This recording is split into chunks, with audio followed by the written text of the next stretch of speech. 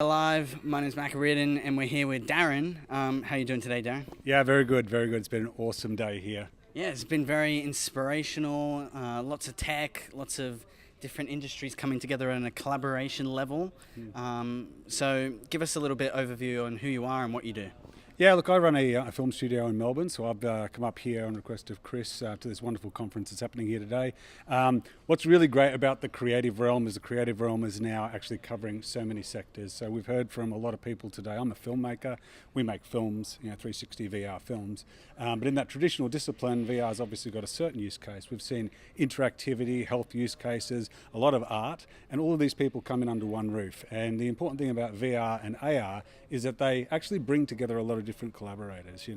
Down in my studio we're working with engineers and other people, and they're coming in and actually practicing film craft, and filmmakers also working with engineers. And I think it's important to remember that sort of VR, AR, MR, XR is lots of different phrases, has no boundaries. It's about different artists, different disciplines coming together. That's what this conference today has represented, and it's been great. And one of the things you mentioned on your panel was it's very important to get people from different realms of the whole industry, so sound and film working together and then learning off each other.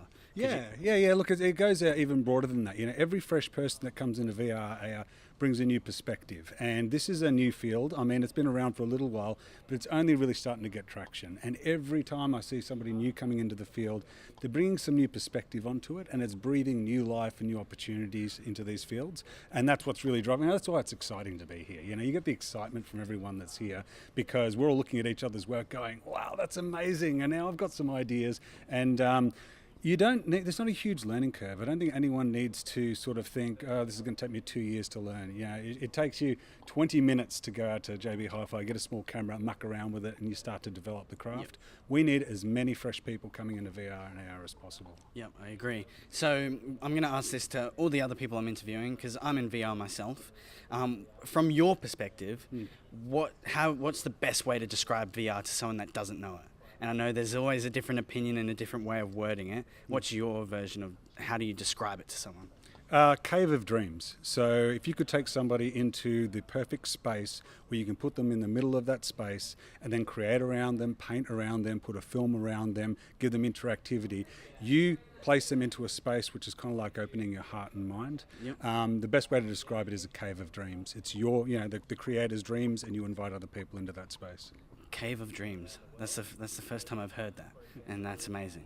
Okay, cool. And so why is this event important for not only the art and industry and all these creators coming together, but they touched on commercialization. Why is this event important, and what's it starting? Where is it going to lead? Look, events are important because they bring together a lot of different disciplines, and there's cross-pollination, and VR, AR knows no boundaries. We heard about post-traumatic stress syndrome, people being rehabilitated. You hear about people telling quirky, fun stories, or people creating art for the Marvel Universe. Yep. This is all under the one roof, so all of these people need to come together and share ideas. It's important that we do this in Australia because Australians are incredibly good at being resourceful. I mean, we make great art on the smell of an oily rag often. Yep. VR, AR, the entry level is quite cheap for most people, and we are incredibly creative individuals. So it's important to bring people together to see what's possible. People are in there at the moment, seeing what's being created and actually playing with the tools. What it does is it makes people realise the barrier to entry on this is incredibly low, and the opportunity is incredibly high.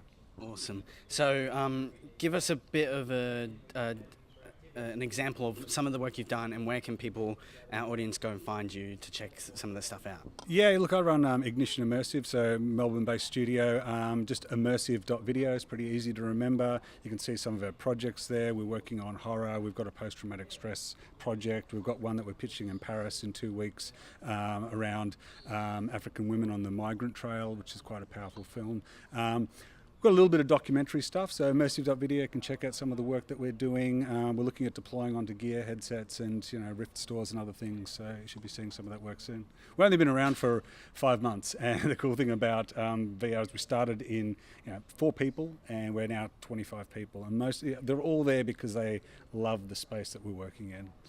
Awesome, man. Well, thanks, Darren, for joining us. Make sure you go check out his awesome work in 360 and filming. And keep following Beach City Life for more awesome interviews. I'll let you go in and check out some of the cool workshops they got going on. Catch you later, guys.